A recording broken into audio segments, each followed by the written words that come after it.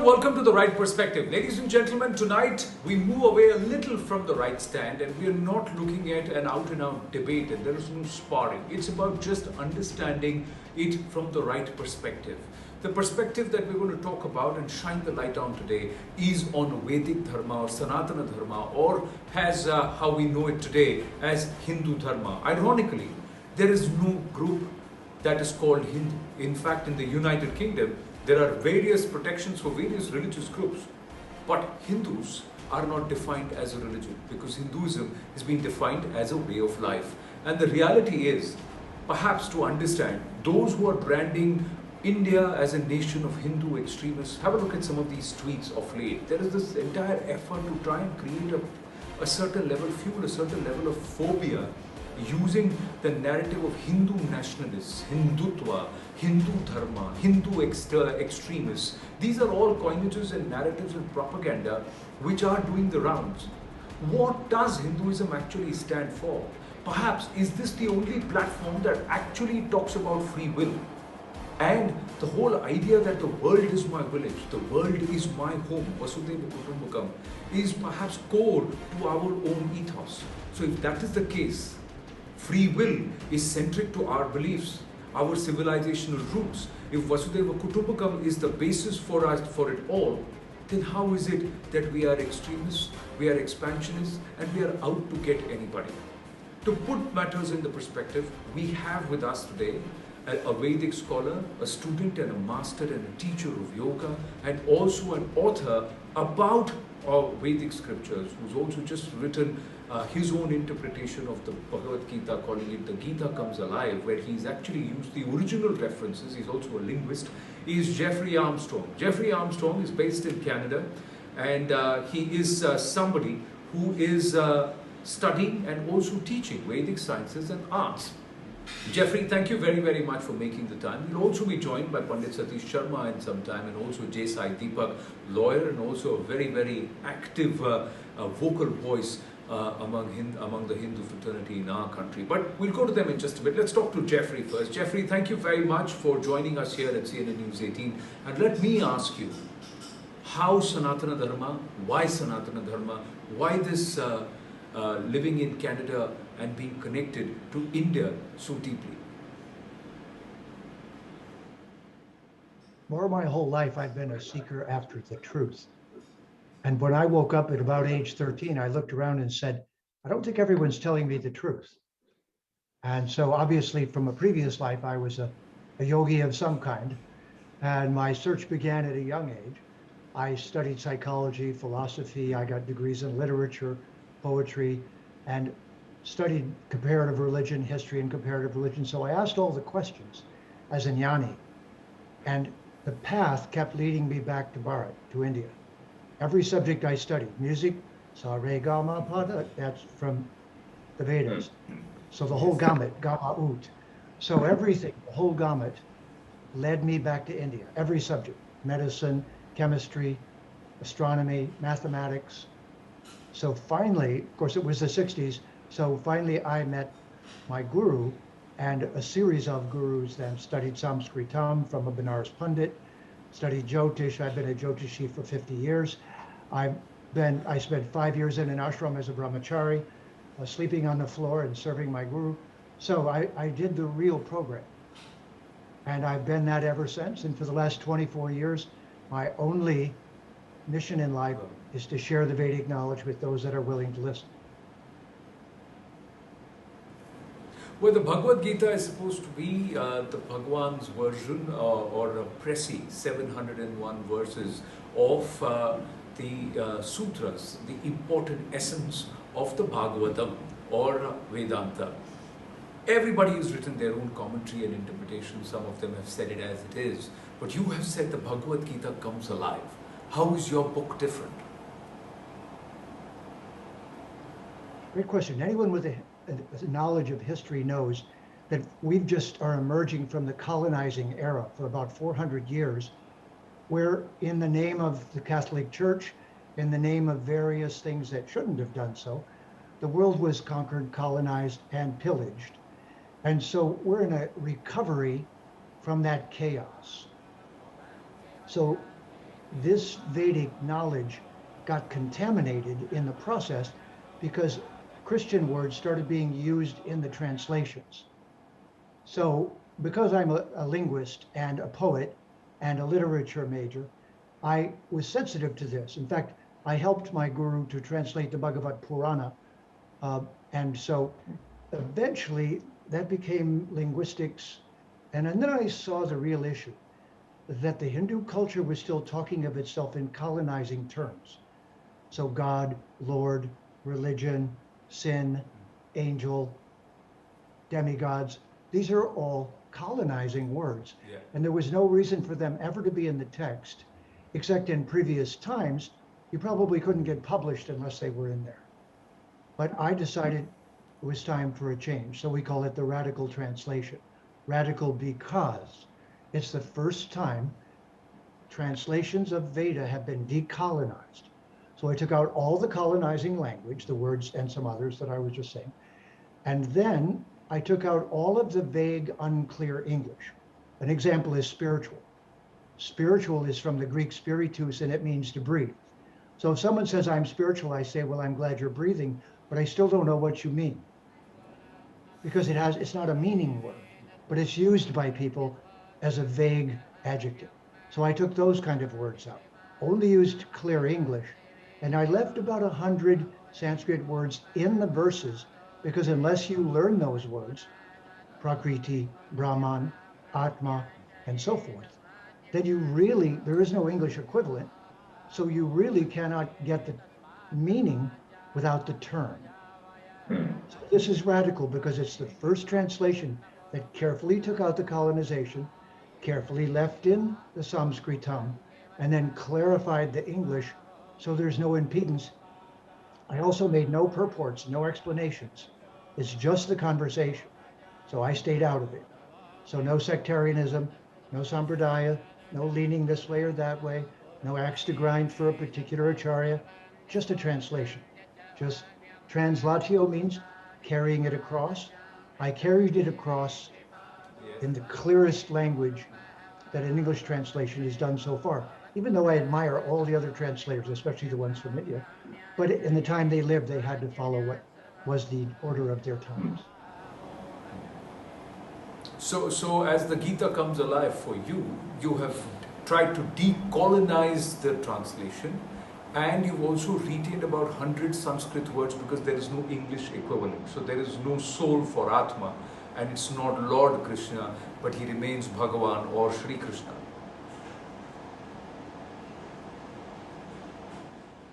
Yes, and I'll tell you an irony, you'll like this one. So if I ask anybody what the word God means, they don't know, but they say this or that, creator or something. But the word God came through German, where it was Gutam, into Dutch as Gut, but it comes from the Sanskrit Hutam, which occurs in the Bhagavad Gita 4 times, in 4 separate chapters, Brahmarpanam, Brahma Agnau, Brahma Hutam. It's the smoke arising from the Agnihotra Yagya when the offering is placed into the mouth of Agni. So Hutam is actually the basis of the Christian word for the Supreme Being, and they don't even know it's Sanskrit. It's that ironic. So I did a lot of linguistic research. Lord is from English, and it means the Haflard and Haflady, the Lord and Lady of the land, which is a caste system, by the way. The British invented the caste system, not India. The British have a rigid caste system. By generation, the children of the lords and ladies, so-called, own the land, and the peasants work it. So they were called loaf lord and loaf lady. The lady made the bread, and the man protected it and handed it out to the peasants. So why do we call Bhagavan Sri Krishna Lord Krishna? What's it got to do with bread? So I just took out all of these colonizing terms. It really makes it much more clear. Wow, very interested, very intriguing this, and it will be perhaps different. I would want to read this. I've read the commentaries of the Bhagavad Gita by many other people, but and still in the process of reading and learning. So I look forward to reading that. But Jeffrey, if I may just step away from not just the depth of Vedic Dharma, but the current narrative of Hinduphobia, of people trying to brand India as a nation of 500 million Hindu extremists, to just say that I'm not going to support India in a game of cricket. I mean, and that's just in one of the many across the board where Hindus are being largely branded, associated with India, and then branded with extremism. What are your thoughts? Well, first of all, Hindu extremist kind of makes me laugh because this is the opposite of extremism. Hindus say this, namaste. That means I see that you're a divine being. And so if that's extremism, then I guess I'm extreme too. But I think it's polite and respectful and balanced, looks balanced to me. So I think Hindu extremism is something invented by people that are threatened by the Vedic knowledge. That would be the Catholic Church, that would be Islam, and that would be various political interests who are against ecology, against living in a balanced relation with the earth, against a culture that sees through the political agendas that are extreme. So I believe it's just a framing when you use language like that. I can tell you for sure that in North America and throughout the world, the Indian populations are the most friendly people in the country with the lowest prison populations. So I don't see anything dangerous happening there. So they're not dangerous at all. In fact, their whole purpose is to not be obtrusive and not be dangerous. So I think it's just propaganda. You think it's just propaganda? One of the quotes by Annie Besant comes to my mind where way back in the 1920s, she said that Hinduism is an indication that humanity is still alive. And she says there is no future of India without Hinduism. Do you agree? I certainly do. I agree in a number of ways, but the simplest way to say this is the solution to our social problems is learning to respect one another and truly live together. What most people don't know is that the so-called democracy of America was given to them by the indigenous people of the Iroquois tribes on the east coast of New York. So democracy was flawed from the beginning because by the time the US was founded in 1776, there were 5 million Black slaves already there. So that made democracy very difficult. So my solution is what we really need is dharmocracy. We don't need a left and right that want to get rid of each other. If a bird is flying, doesn't it need left and right wings and tail feathers and eyes on the sky? So what we're missing is the art of compromise while still being united together in a single vision of one another, which is respectful. And we don't want to destroy each other just because our skin color is different or we have a few different ideas. Dharmocracy is the secret. Use everything according to the divine plan. Try to find out what that is. Cooperate with Prakriti, with material nature. True, but one of the aspects is that there is a certain level of misinterpretation. Aham Brahmasmi can mean we are all from Brahman, but many people turn it around and it becomes arrogant, saying that I am the universe or I am Brahman. So perhaps it's when you simplify and you really get to the depth of it, that's when you understand the whole meaning, that this is all about that we are all going to end up at one place together. So one of the great viewpoints of the Vedic culture and of yoga is that just because someone has a different viewpoint on details doesn't mean we should become enemies. It means we should stay in mutual respect and realize that maybe they're wrong, maybe they're right, but on the fine points, we shouldn't fight. We should show respect and say, well, that's your choice. That's fine. You could do it that way. So there's two basic choices. We either blend into Brahman and lose our individuality.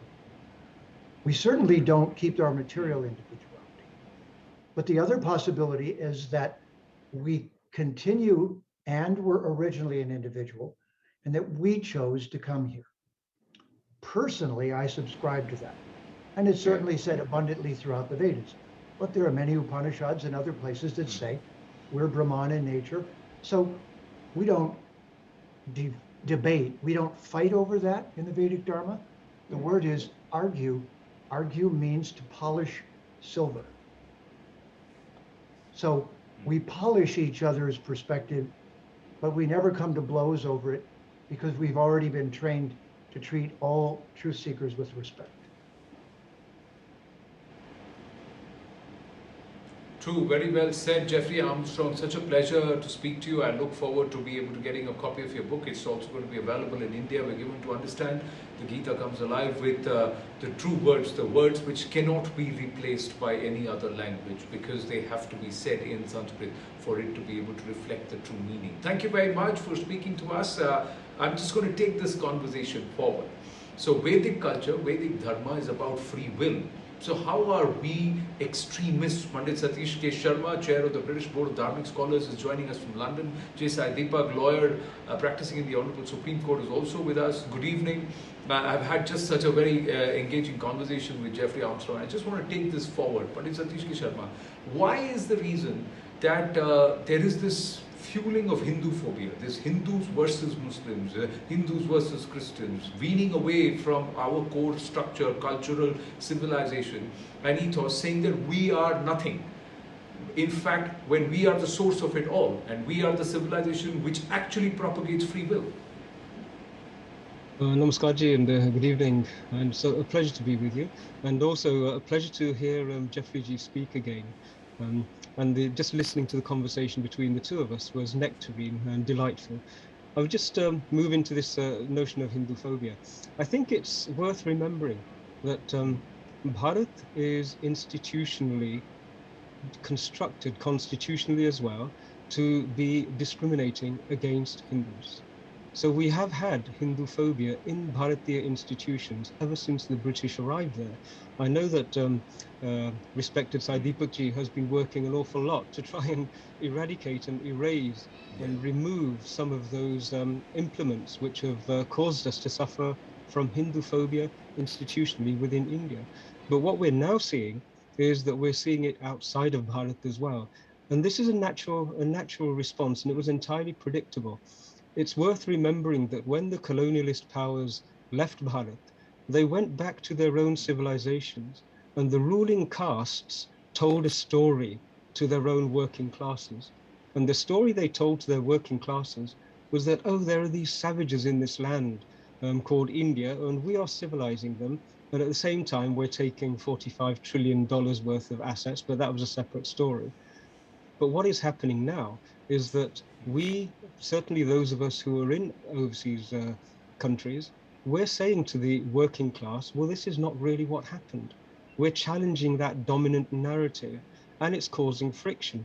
I think your viewers should really know that in the United Kingdom, colonial history is not taught. We skip from the Tudors and the Georgians and the Victorians, Henry VIII, and all of a sudden we come straight to the Second World War. And so when children are growing up in the United Kingdom, they're not told the reality of what happened within those missing 300 years.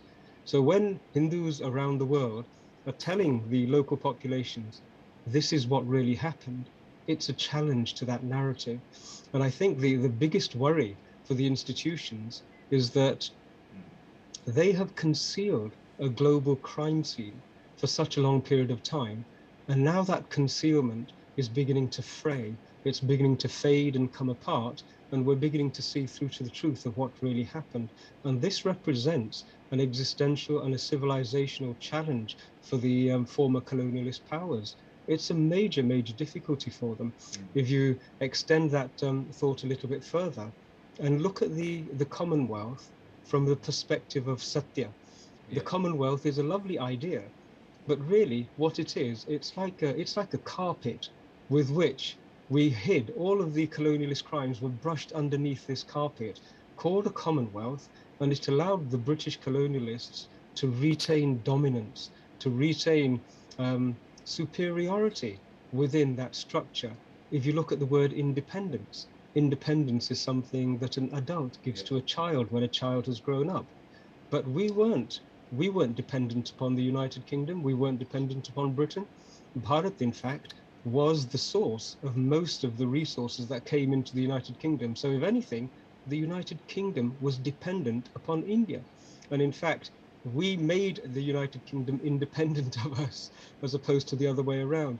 So many of these Yes. concepts, which we've just imbibed and accepted, we're now revisiting them and discarding them. And as we discard them, it's causing a challenge to the institutional power. Their response is to denigrate and to vilify us and to say, no, no, no, those are terrible people. If they can undermine our credibility, then it makes it possible for them to continue their dominance for a lot longer. Right. But Satyam Ev Jayate is a reality. It's a statement of fact like gravity. And this will happen. The question is, will we move them beyond this um, growing edge that they are Yep. civilizationally at? Will we do it quickly? Will we do it gently? Will we do it smoothly? Right. Or is it going to be thrashing and fighting and kicking through to the end? True, very rightly said. Jai Sai Deepak, your thoughts? Because I just saw Anand's third tweet, Fayaz's tweet, where he says that in the Urdu dictionary, Hindus are defined as thieves, rascals, and dacoits. That's how this country and its people and its civilization and its ethos has been brought down to, and it's been allowed. We need to not just decolonize, but we also need to get some clarity. Go ahead, please. Correct. So there is a growing branch of scholarship in this particular regard, which both Mr. Jeffrey as well as Sri Sharma, both of them have hinted at. And the word that you're looking at, or the concept that you're looking for, is called coloniality, which effectively means that even after decolonization, which is to say that the colonizers have left, we have somehow inherited the spirit of the colonizer, not just the structural framework in terms of the institutions that we have taken forward, but the spirit with which these institutions have been imbued with and the manner in which they operate. So let's look at it this way. The Constituent Assembly had people like Pandit Madan Mohan Malviya, who established the Banaras Hindu University. Then you had Kulapati K.M. Munshi, who set up the Bharati Vidya Bhavan. And with all these people who were so proud of their civilizational consciousness and their Bharatiyata, as well as, dare I say, their Hindu identity, how is it that we have suddenly ended up in a situation where there seems to be utter loathing for the Hindu identity, not just in the minds of the non-Hindus, but in the minds of the Hindus in the first place? Now, frankly speaking, we do not somehow wish to examine the first 30 to 40 years of Bharat's, independent Bharat's history, particularly with respect to its education systems, its history departments, because that is rife with politicking, and unfortunately, nobody wants to talk about it. The fact of the matter is, under the Nehruvian dispensation, our entire education system has been hijacked, or was hijacked, by the hard left, specifically the Marxists and the post-colonial studies. Therefore, what you see today is a product of the seeds that were sown in the early 1950s and 60s, and therefore subsequent generations have grown up with a sense of self-loathing as far as their Bharatiyata is concerned. And allow me to correct you here, it's not Hinduphobia, it's Hindu-misia, because Hinduphobia means fear of Hindus, Hindu-misia means hatred of Hindus. Yeah. And today what you're witnessing is not Hinduphobia, what you're witnessing is massive, large-scale Hindu-misia. Okay? So, frankly speaking, who is scared of Hindus? Nobody's scared of Hindus. In which part of the world do you think people are scared of Hindus? Anybody and everybody can get away with any kind of conduct towards Hindus, not just in Bharat, elsewhere, and specifically in Bharat. Therefore, I don't see any fear at all.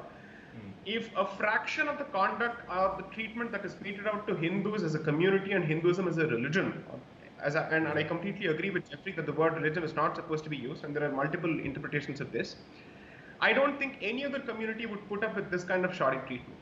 And frankly speaking, today when Hindus, thanks to, let's say, the explosion of information on the internet, have the ability to have access to information using which they can hold the mirror to other communities and their conduct, they are now being accused of spreading fear of the minorities, or minority phobia, so to speak. So the moment I start talking back and I say that I'm sorry, you're in no position to grandstand and pontificate to me about my conduct because you're certainly not covered in glory, and your global conduct effectively takes away any right from you to talk of civilization and honor and so on and so forth, I am being accused of minority phobia. So this is exactly what is happening. And I think time has come that we go beyond the question of identity politics and focus on, frankly speaking, preserving a certain way of life that is being suffocated, that is being stifled and silenced gradually through institutional support. Right. Right. Jai Sai Deepak and Pandit Satish Sharma. The promise is that we will. Panditji, I have run out of time tonight because it's just a half-hour show. It's just a half-hour show. I've run out of time, but I promise we will take Hindu Misya, not Hinduphobia, Hindu Misya, and I stand corrected there. We'll take this with you and Jai Sai Deepak forward through next week. Monday or Tuesday we will do it, and my team will reach out to you, and that's the promise. Thank you very much. Thank you very much for joining us this evening.